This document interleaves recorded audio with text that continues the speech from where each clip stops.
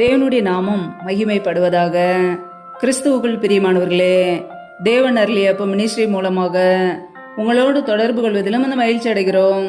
இன்றைக்கும் இந்த நாளிலும் தேவன் நமக்கு தருகின்ற வார்த்தை ரோமர் 12ஆம் அதிகாரம் 17-18 ஆகிய வசனங்கள். ஒருவனுக்கும் தீமைக்கு தீமை செய்யாதிருங்கள், எல்லா மனுஷருக்கு முன்பாகவும் யோக்கியமானவைகளை செய்ய நாடுங்கள். கூடுமானால் உங்களான மட்டும் எல்லா மனுஷரோடும் சமாதானமாய் இருங்கள். ஹல்லேலூயா. கிறிஸ்துவுக்குள் பிரியமானவர்களே, கர்த்தருடைய வார்த்தை கூறுகிறது, ஒருவனுக்கும் தீமைக்கு தீமை செய்யாதிருங்கள், எல்லா மனுஷருக்கு முன்பாகவும் யோக்கியமானவைகளை செய்ய நாடுங்கள். கூடுமானால் எல்லாரோடும் சமாதானமாய் இருங்கள் என்று கர்த்தருடைய வார்த்தை கூறுகிறது. ஆம் பிரியமானவர்களே, நம்முடைய வாழ்க்கையிலே தீமையான காரியங்களை விட்டு விலகி நன்மை செய்ய நாம் அழைக்கப்பட்டு இருக்கிறோம். நம்முடைய வாழ்க்கையிலே ஒருவருக்கும் நாம் தீமை செய்யக்கூடாது, ஒருவனுக்கும் தீமைக்கு தீமை செய்யாதிருங்கள். ஆம் பிரியமானவர்களே, ஒருவேளை நமக்கு விரோதமாய் பலர் தீமையான காரியங்களை செய்வார்கள். கர்த்தருடைய பிள்ளைகளுக்கு விரோதமாக வீட்டிலேயே இருக்கலாம், அல்லது குடும்பங்களிலே இருக்கலாம், அல்லது வேலை செய்கிற இடங்களிலே இருக்கலாம். யாராவது நமக்கு விரோதமாய் தீமையான காரியங்களை செய்வார்கள், தீங்கு செய்ய நினைப்பார்கள், தீமையான ஆலோசனைகளை செய்வார்கள். ஆனால் நம்முடைய வாழ்க்கையிலே அவர்கள் நமக்கு விரோதமாய் தீங்கு செய்தாலும் நாம் தீமை செய்யாதபடிக்கு தீமையான காரியங்களை விட்டு விலகிவிட வேண்டும். ஹல்லேலூயா. கர்த்தருடைய பிள்ளைகள் மற்றவர்களை ஆசீர்வதிக்க அழைக்கப்பட்டு இருக்கிறோம். உங்களை துன்பப்படுத்துகிறவர்களை ஆசீர்வதியுங்கள், ஆசீர்வதிக்க வேண்டியதை என்று சபியாதிருங்கள் என்று வேதம் கூறுகிறது. மற்றவர்களை ஆசீர்வதிக்க நாம் அழைக்கப்பட்டு இருக்கிறோம். நம்மை யாராவது துன்பப்படுத்தினால், நம்மை சபித்தால், நமக்கு விரோதமாய் பல பில்லி சூனியங்களை செய்தால் அவர்களை ஆசீர்வதிக்கும் பொழுது தேவன் நம்முடைய குடும்பத்தை ஆசீர்வதிப்பார். ஹல்லேலூயா. வேதம் சொல்லுகிறது, பழி வாங்குதல் எனக்குரியது, நானே பதில் செய்வேன் என்று கர்த்தர் சொல்லுகிறார் என்று பார்க்கிறோம். பழி வாங்குதல் கர்த்தருக்குரியது, கர்த்தர் மாத்திரமே பதில் செய்வார். நமக்கு விரோதமாய் யார் தீமையான காரியங்களை செய்தாலும், நம்மை தவறாக பேசினாலும், நம்மை துன்பப்படுத்தினாலும் கர்த்தருடைய பிள்ளைகள் பதிலுக்கு தீமை செய்யக்கூடாது. ஒருவேளை தீமை செய்ய யோசிப்போம் என்றால் நம்முடைய வாழ்க்கையிலே கிருபைகளை இழந்து போவோம். தீமை யோசிக்கிறவர்கள் தவறுகிறார்கள் அல்லவோ என்று வேதம் கூறுகிறது. தீமையை தேடுகிறவனுக்கோ தீமையை வரும் என்று வேதம் கூறுகிறது. நன்மையை யோசித்தால் மாத்திரமே கர்த்தருடைய கிருபைகளை நான் பெற்றுக்கொள்ள முடியும். ஹல்லேலூயா. வேதத்தில் நான் வாசிக்கிறோம், 3 யோவான் 1ஆம் அதிகாரம் 11ஆம் வசனத்திலே, பிரியமானவனே, நீ தீமையானதை பின்பற்றாமல் நன்மையானதை பின்பற்று. நன்மை செய்கிறவன் தேவனால் உண்டாயிருக்கிறான், தீமை செய்கிறவன் தேவனை காணவில்லை என்று கர்த்தருடைய வார்த்தை கூறுகிறது.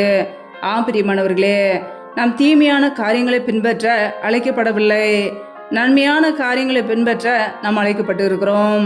நன்மை செய்கிறவன் தேவனால் உண்டாயிருக்கிறான்.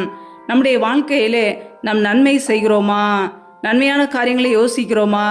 தீமையான காரியங்களை விட்டு விலகி நன்மை செய்கிறோமா என்பதை ஆராய்ந்து பார்க்க வேண்டும். நமக்கு விரோதமாக யார் எழுமினாலும், சத்துருக்கள் எழுமினாலும், தீய மனிதர்கள் எழுமினாலும், பொல்லாத நபர்கள் எழுமினாலும் கர்த்தருடைய பிள்ளைகள் பதிலுக்கு பதில் செய்யக்கூடாது. நமக்கு விரோதமாக யார் எழுமினாலும் கர்த்தர் நமக்காக யுத்தம் பண்ணுவார். ஹல்லேலூயா. பழி வாங்குதல் கர்த்தருக்குரியது. நமக்கு விரோதமாய் யார் தீங்கு நினைத்தாலும், தீமை செய்தாலும், நாம் அழிந்து போக வேண்டும் என்று விரும்பினாலும் கர்த்தருடைய பிள்ளைகள் மற்றவர்களை மன்னிக்கும் போது, ஆசீர்வதிக்கும் பொழுது கர்த்தர் நம்முடைய குடும்பத்தை உயர்த்துவார். ஹல்லேலூயா. ஒருவனுக்கும் தீமைக்கு தீமை செய்யாதிருங்கள், எல்லா மனுஷருக்கு முன்பாகவும் யோக்கியமானவைகளை செய்ய நாடுங்கள். கூடுமானால் உங்களான மட்டும் எல்லா மனுஷரோடும் சமாதானமாய் இருங்கள் என்று கர்த்தருடைய வார்த்தை கூறுகிறது. ஆம் பிரியமானவர்களே, நம் சமாதானம் செய்ய அழைக்கப்பட்டு இருக்கிறோம்.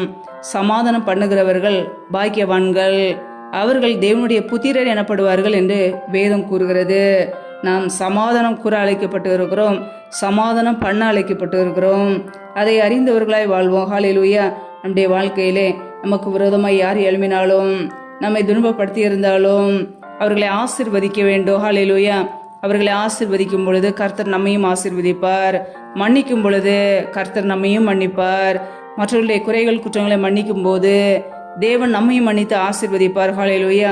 கர்த்தருடைய பிள்ளைகள் தீமைக்கு தீமை செய்யாதபடிக்கு நன்மையான காரியங்களை செய்வோம். நீ தீமையினாலே வெல்லப்படாமல் தீமையின் நன்மையினாலே வெல்லு என்று கர்த்தருடைய வார்த்தை கூறுகிறது.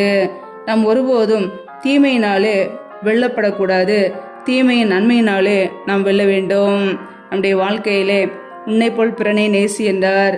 அந்த வார்த்தைக்கு கீழ்ப்படியும் போது, அன்பு கூறும்போது கர்த்தர் நம்மை ஆசீர்வதிக்கிறவராய் இருக்கிறார். ஹல்லேலூயா. வேதத்தில் நாம் வாசிக்கும் பொழுது 1 கொரிந்தியர் 13ஆம் அதிகாரத்தில் நாம் வாசிக்கும் பொழுது, அன்பு தீங்கு நினையாது என்று வேதம் கூறுகிறது. அன்புக்கு பொறாமை இல்லை என்று வேதம் கூறுகிறது. சினமடையாது, தீங்கு நினையாது என்று பார்க்கிறோம். பிரியமானவர்களே, நம்முடைய வாழ்க்கையிலே மற்றவர்களுக்கு தீங்கு செய்ய வேண்டும் என்று ஒருபோது நாம் நினைக்கக்கூடாது. நம் தேவனுடைய பிள்ளைகள் நன்மையான காரியங்களை யோசிக்க வேண்டும். நன்மைகளை மாத்திரமே செய்ய அழைக்கப்பட்டு இருக்கிறோம். ஹல்லேலூயா. நமக்குள்ளே அன்பின் கனி வெளிப்பட வேண்டும். தேவனுடைய பிள்ளைகளாய் வாழ நாம் அழைக்கப்பட்டு இருக்கிறோம். பொல்லாப்பான காரியங்களை விட்டு விலகி விடுவோம். தீமையான காரியங்களை விட்டு விலகுவோம். கர்த்தருடைய பிள்ளைகளாய் வாழ்வோம். நன்மைகளையும் ஆசீர்வாதங்களையும் சுதந்திரித்துக் கொள்வோம். ஹல்லேலூயா. கர்த்தர்தாமே உங்களை ஆசீர்வதிப்பாராக. ஆமேன். நம்மை நாமே தேவ சமூகத்திலே தாழ்த்தி அர்ப்பணித்து ஜெபிப்போம். ஜெபம். எங்களை அதிகமாய் நேசிக்கிற எங்கள் அன்பின் பரலோக தகப்பனே, மை துதிக்கிறோம், ஸ்தோத்தரிக்கிறோம். அப்பா, இந்த இரவு வேலைக்காக மை துதிக்கிறோம், ஸ்தோத்தரிக்கிறோம்.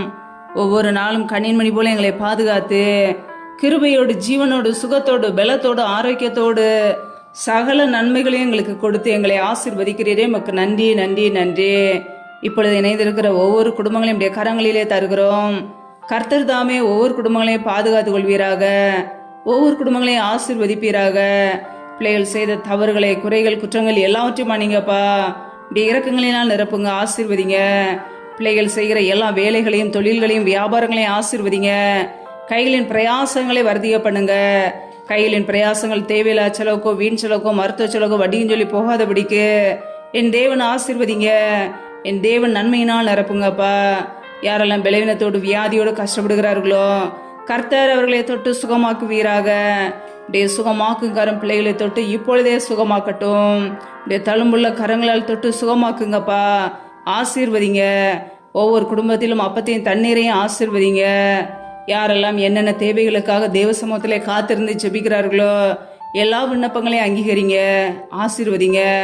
யாரெல்லாம் திருமணமாகி நீண்ட நாட்களாக குழந்தை இல்லாமல் குழந்தைக்காக ஜெபிக்கிறார்களோ கர்த்தர் அவர்களை ஆசீர்வதிங்கப்பா. பிள்ளைகள் கர்த்தரால் ஒரு சுதந்திரம், கர்ப்பத்தின் கனி அவரால் கிடைக்கும் பலன் என்று வேதத்தில் நாங்கள் வாசிக்கிறோம். என் தேவன் ஆசீர்வதிங்க. கர்ப்பத்தின் கனி தடைகள் எல்லாம் இயேசு கிறிஸ்துவின் நாமத்தினால நீங்க போகட்டும்.